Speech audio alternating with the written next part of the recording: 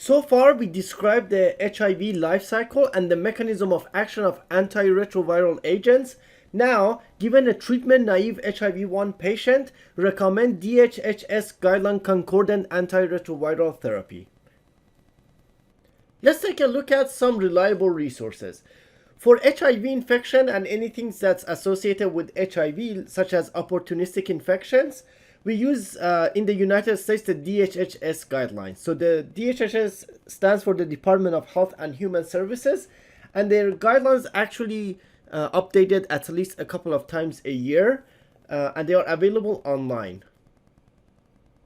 So they have several guidelines. They have one for HIV-1 for use of antiretroviral agents in HIV-1 infected adults and adolescents.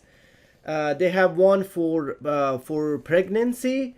They also have a couple on pediatrics. The focus of this presentation is on adult in HIV. They also have a guideline for pre-exposure prophylaxis and a couple on post-exposure prophylaxis, along with CDC guidelines for diagnosis of HIV. Let's take a look at diagnosis of HIV. These are the recommendations from the 2014 CDC guidelines. Since 2014, it's been recommended to use an assay that's a combination of antigen antibody, and these are antigen and antibodies from both HIV-1 and HIV-2. And if this does not test positive, so if it's non-reactive, now assuming that the patient has not had a risky behavior in the previous 15 to 20 days, then we can confidently conclude that the patient does not have HIV. And this test has a very high sensitivity and specificity. It does take some time for the body to make antibodies and for the antigen levels to increase in the plasma levels. Therefore, if someone has just been exposed to HIV, this test is unlikely to detect it. Now, if someone does test positive, we don't know if it's HIV-1 or HIV-2. So therefore, we need to do another assay, which is an antibody differentiation, to figure out if this is HIV-1, HIV-2, or both. If antibodies for HIV-1 are detected but not HIV-2, we can conclude that the patient has HIV-1. If the antibodies for HIV-1 are negative but HIV-2 is positive, we can conclude that the patient has HIV-2. If both of them are positive, then the patient actually is co-infected with HIV-1 and 2. And if neither of them test positive, now we have a problem, because initially the antigen antibody tested positive, but now we didn't find HIV-1 or 2. Now, to resolve this issue, we actually need to do nucleic acid test. A nucleic acid test is a lot more accurate because instead of antigen or antibody, it actually detects the HIV RNA. So if this tests positive, then we can conclude that the patient has HIV. And currently in the US, HIV-2 is not common. So the nucleic acid tests that are FDA approved are only for HIV-1. Now, if this patient does not test positive, we can conclude that the patient does not have HIV-1. And this is assuming that the patient did not have risky behavior in the past week. So it typically takes about 6 days for the RNA levels to go high enough for this test to actually detect it. This nucleic acid test is a qualitative test, so it basically tells you if the RNA is there or not. Regardless, when someone is tested positive, we actually need to do PCR in order to quantify the viral load.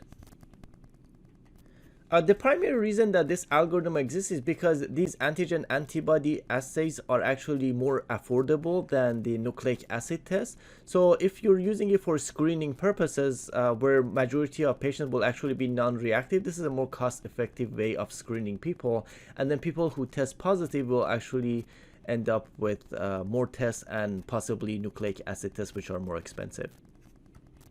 Okay, let's take a look at HIV serology. So in this figure on the x-axis, we're looking at time in units of days after exposure to HIV.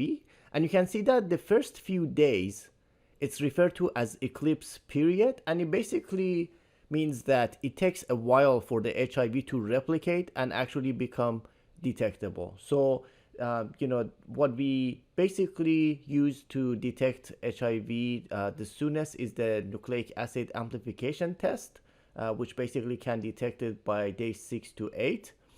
whereas within the first 5 days, it's going to be undetectable. And then between days 13 and 20 is when the P24 antigen can be detected, and depending on what source you look at, you will see different numbers. So some sources say 15 to 20 days, some say 13 to 20. It's clear that around 2 to 3 weeks after exposure is when this antigen will be detected. And then it will take significantly longer for the body to make antibodies, and then those antibody tests to be detected. Now, up to 38% of new HIV infections are transmitted by people who are unaware of their HIV status. So it is important to screen people who are at risk for HIV. In fact, the 2019 USPSTF recommendations for HIV screening includes all adolescents and adults aged 15 to 65 years. And then people who are younger or older, if they have increased risk of infection, should also be screened. And of course, all pregnant persons, including those who are present in labor or at delivery, whose HIV status is unknown, should be screened for HIV. So when should treatment be started in patients with HIV? Now, in the old days, it used to be that the recommendation was based on the CD4 count. So patients who had lower CD4 count, they were at higher risk of having opportunistic infections, cancer, and of course mortality. So and of course older HIV drugs were very toxic, so we would actually reserve it for more severe patients. But nowadays HIV drugs are very effective, they're very well tolerated, and we have clinical evidence that regardless of CD4 count, when we start treatment for HIV, we can actually reduce the rate of morbidity and the rate of mortality associated with HIV infection. And this mortality could be due to cardiovascular disease, it could be due to cancer, it could be due to opportunistic infection. So it actually can be significantly high. And HIV treatment can actually reduce these numbers significantly. And of course, the other issue is transmission, and we do have very good evidence that once we start treatment, HIV transmission will be significantly reduced. And this transmission could be to sexual partners, as well as vertical transmission from infected mothers to the infant. Now, the December 2019 update of the DHHS guidelines recommend initiating ART immediately. So immediately means basically the same day that the patient is diagnosed with HIV, or as soon as possible after HIV diagnosis. And this is because it has been shown to increase uptake of ART and linkage to care, as well as achieving viral suppression faster in individuals and improve the rate of virologic suppression in patients with HIV. Now, when it comes to ART, it is very important to educate patients about the benefits and considerations of ART and to address strategies to optimize adherence. So we will talk about adherence shortly, but adherence is very important. So if there is concern about patients achieving being adherent to ART, then instead of starting ART immediately, it may be more reasonable to delay it a little bit, but do it as soon as possible. So as soon as the patient has access to care and the patient is ready to adhere to ART. Interrupting ART can lead to rebound viremia, worsening of immune function, and increased morbidity and mortality. So therefore, once ART is initiated, it has to be continued with the following goals. So the goal is to maximally and durably suppress HIV RNA in the plasma, to restore and preserve the immune function in HIV patients, to reduce HIV-associated morbidity and prolong the duration and quality of survival, and prevent HIV transmission. Now, it is common that once ART is initiated, because these regimens are very effective, that the patient can actually achieve viral load reduction within the first 12 to 24 weeks of therapy. So within 12 to 24 weeks of initiating ART, the viral load should be undetectable. And recent data has shown that in patients who have a viral load of less than 200, so in general, less than 50 is considered undetectable. So even anything less than 200, studies have shown that the rate of transmission is basically non-existent. So Now we say the slogan U equals U, so undetectable equals untransmittable, and this has serious consequences when it comes to the stigma that's associated with HIV. So we're starting a new culture of U equals U, because as long as a patient is taking their ART and the viral load is undetectable, then they cannot transmit it to their partner. Now, generally there are three different strategies for ART regimens. The historic strategy would be the triple therapy, which basically would include 2 NRTIs or 2 nukes as the backbone plus a third agent. And the third agent can be either an integrase inhibitor or a protease inhibitor or a non-nuke. So 2 nukes plus a non-nuke. Now, in general, majority of integrase inhibitors are recommended first line, so that's why this one is green, and we'll talk more about specific agents shortly. We also have dual therapy. So dual therapy could be in 2 different ways. One is that you actually drop one of the NRTIs, and the reason we do combination therapy is that, you know, HIV has a high propensity for developing resistance, so by using combination we can basically prevent resistant development. So with the dual therapy, you basically drop one of the nukes, so you have 1 nuke plus an integrase inhibitor, which is, you know, first line. You also have 1 nuke plus protease inhibitor, which is alternative, and we'll talk about specific regimens shortly. You also have NRTI free or nuke free dual therapy. So this is basically no nuke included in the regimen. So this is basically a combination of integrase inhibitor plus a non-nuke. And the reason this is red is because it is not recommended as initial treatment. It's recommended for people who already have received treatment from another ART and achieved undetectable viral load. Then they can switch to this strategy. Another non-nuke dual therapy includes integrase inhibitor plus protease inhibitor. Now, generally speaking, majority of first-line regimens that are recommended follow this rule that you need a backbone plus a third agent. So we use 2 nukes or 2 nucleotide reverse transcriptase inhibitors as a backbone plus a third agent. So it's important to have this combination in order to prevent HIV from developing resistance. And generally speaking, we have 3 backbones that are commonly used. So we have Epzicom, which is a combination of lamivudine and abacavir. We have Truvada, which is emtricitabine and tenofovir disoproxil fumarate.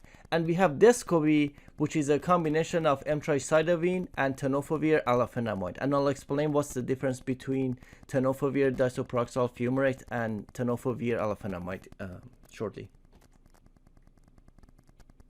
Now, lamivudine and abacavir are 2 nukes that are commonly used in combination in Epzicom. So this will be 1 pill that would be used as a backbone. So if you are to use Epzicom as the backbone, you still need a third agent to go with it. Between lamivudine and abacavir, lamivudine also has activity against hepatitis B.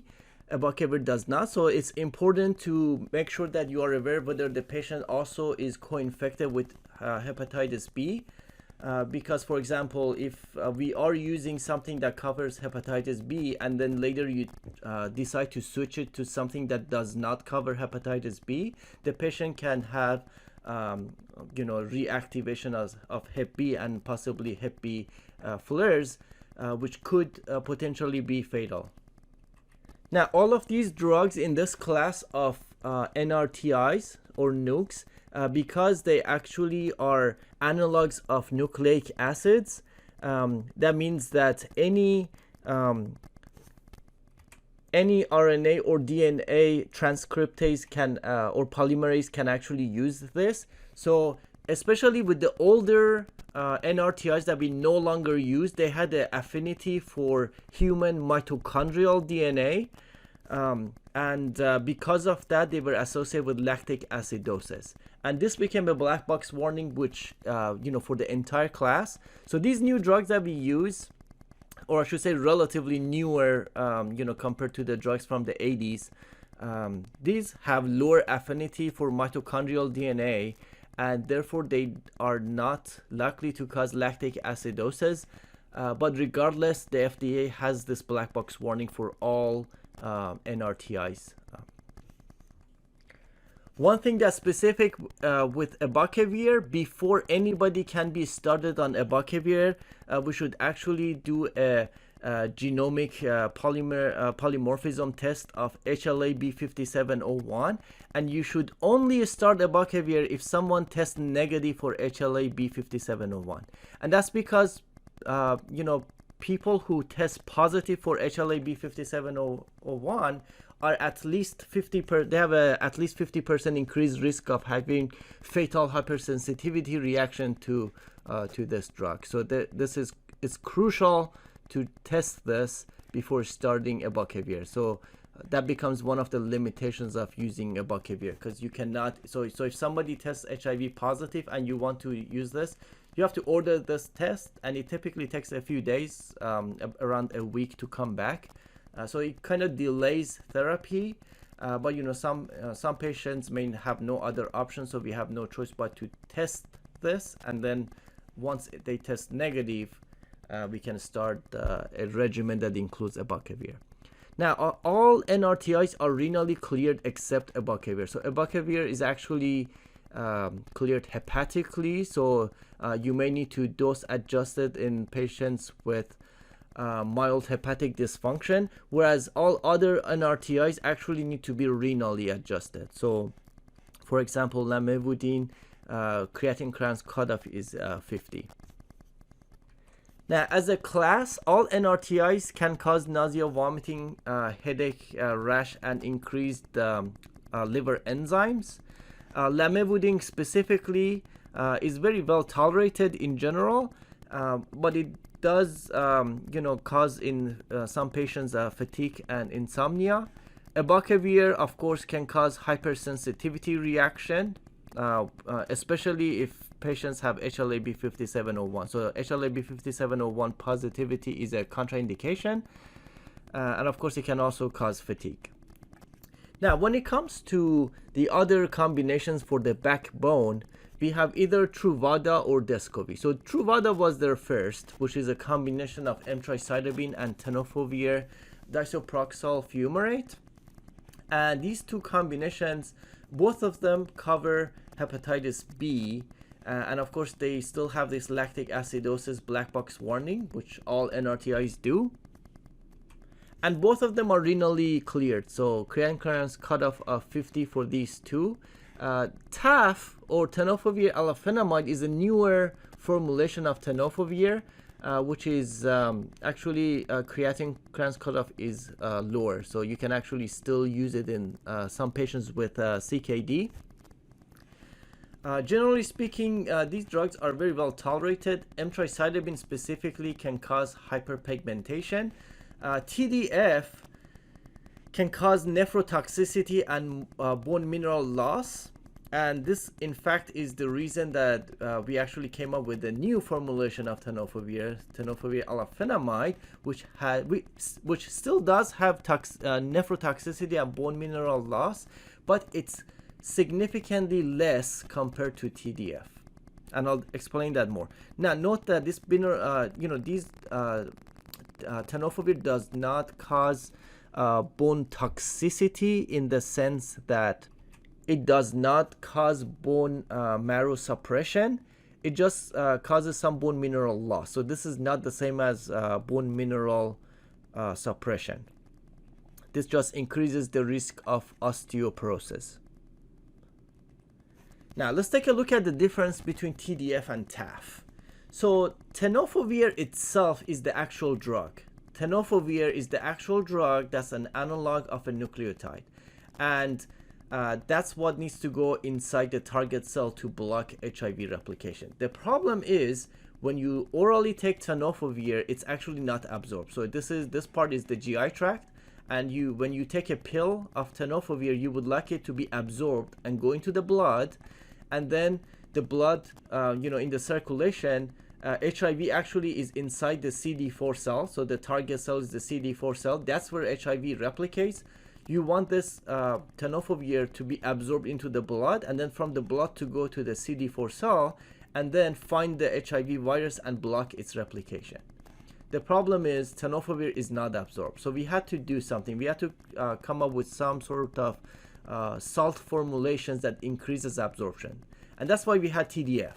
So tenofovir disoproxil fumarate actually gets absorbed from the GI tract. So if you were to give 300 milligram, it gets absorbed. And then a tiny portion of what gets absorbed goes to the target cells, CD4. Okay, and that's how much we need in the CD4 in order to prevent replication of HIV.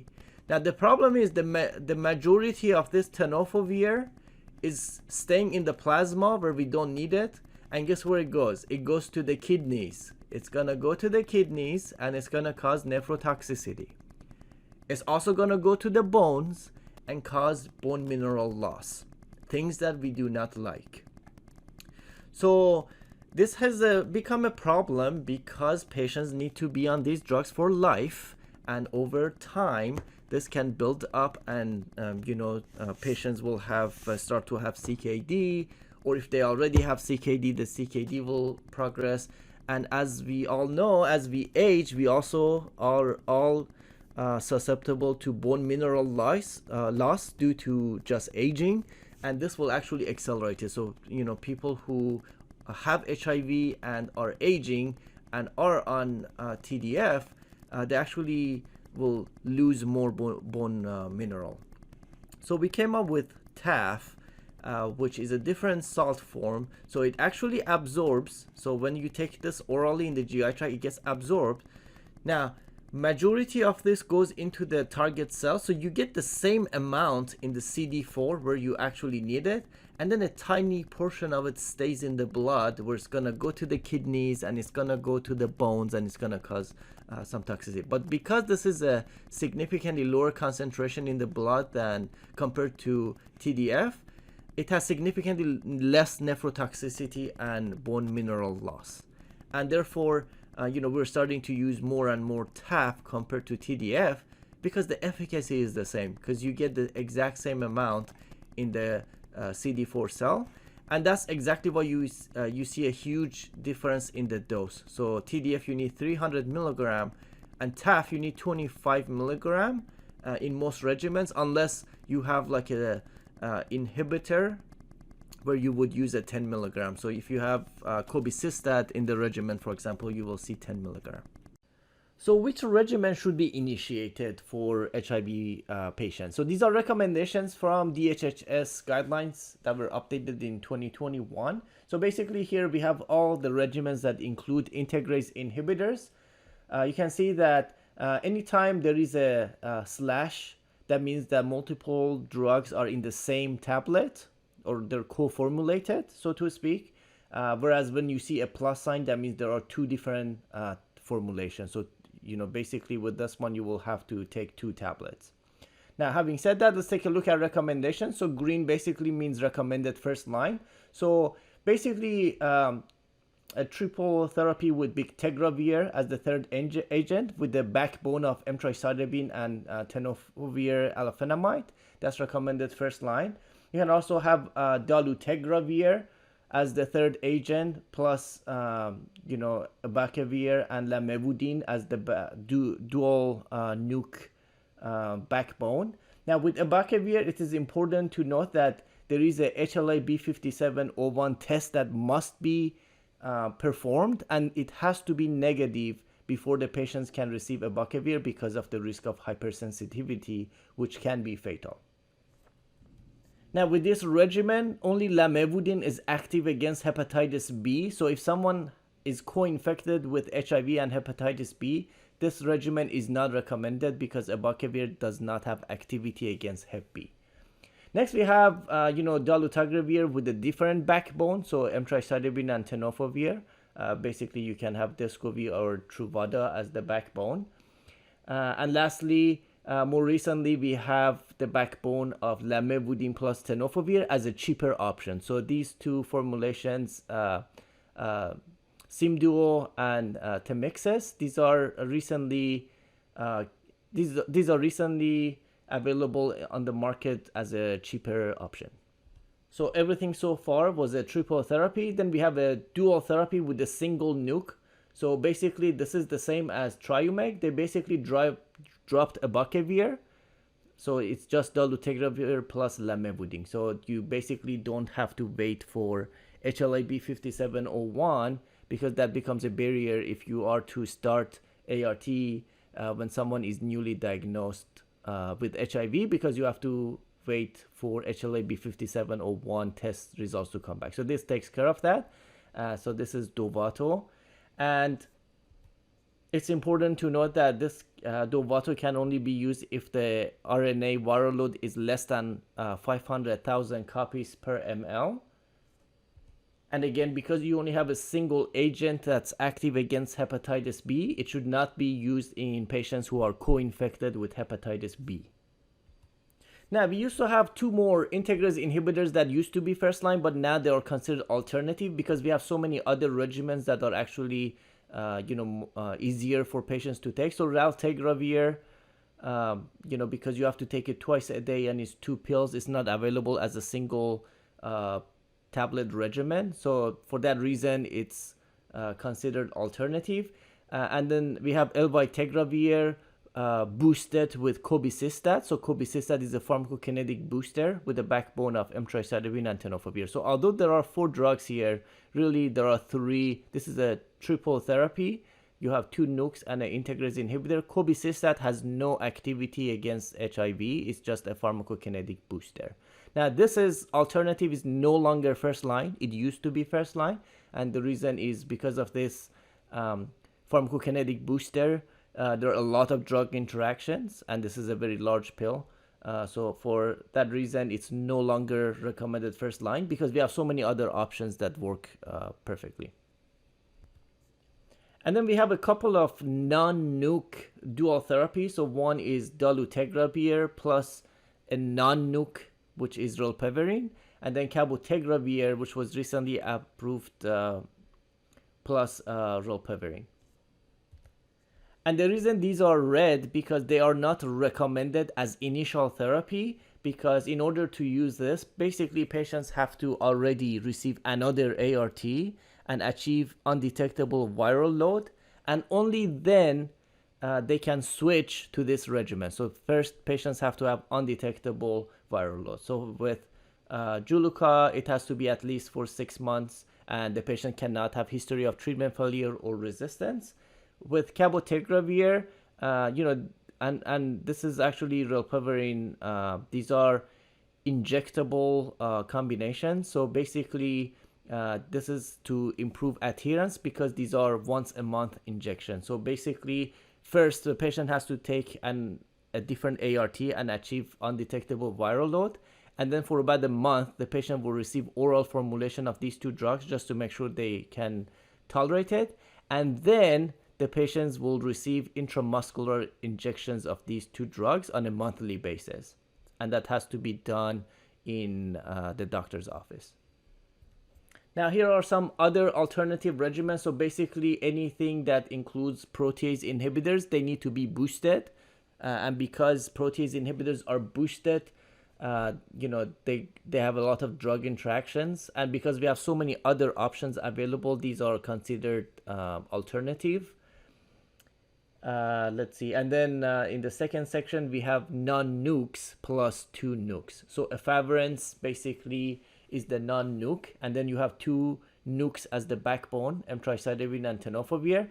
Efavirenz is no longer recommended first line. For the longest time, it used to be the drug of choice, and the reason is because of the high risk of suicide ideation and suicide attempt that has been shown with efavirenz. So for that reason, it's no longer first line because we have so many other options that are safer for patients. And then we have combination of rilpivirine is the non-nuke, and then we have 2 nukes as the backbone, emtricitabine and tenofovir. And this option is no longer first line because in order for rilpivirine to be effective, the viral load needs to be at baseline less than 100,000 copies, and the CD4 cell has to be greater than 200. So the studies have shown that when the viral load was greater than 100,000, or if the CD4 count was less than 200, those are more severe patients, and the outcomes were basically poor with this combination. In addition, rilpivirine needs an acidic environment for absorption, so that also complicates things. So we have so many other options that are, much better when it comes to adherence for the patients and efficacy and safety. So for that reason, it's no longer treatment of choice. It's considered alternative. And more recently, we have a new non-nuke, doravirine, that's come to the market in the past couple of years.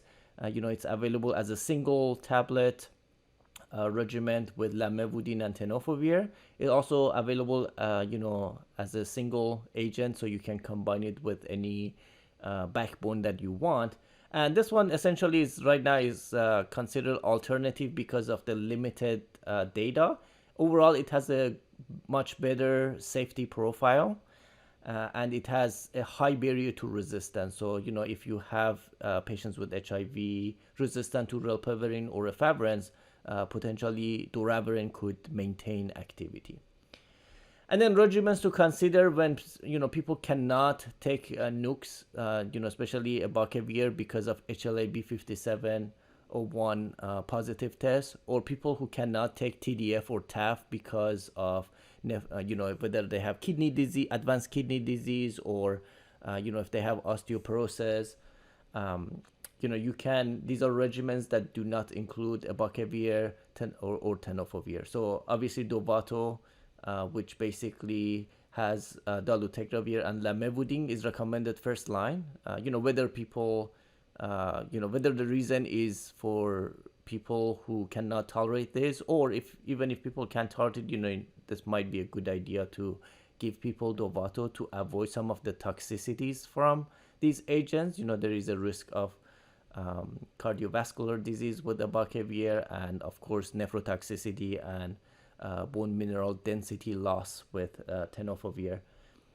So Dovato is an option. And then you have a couple other options in case somebody cannot take Dovato, which Dovato is actually, has been on the market in the past couple of years, so it's fairly new. We have older agents that basically combination of protease inhibitor boosted, of course, with either an integrase inhibitor, raltegravir, or with a single nuke, lamivudine. And these are, considered alternative because of the drug interactions that you will have to deal with ritonavir, and also raltegravir twice a day could potentially reduce adherence.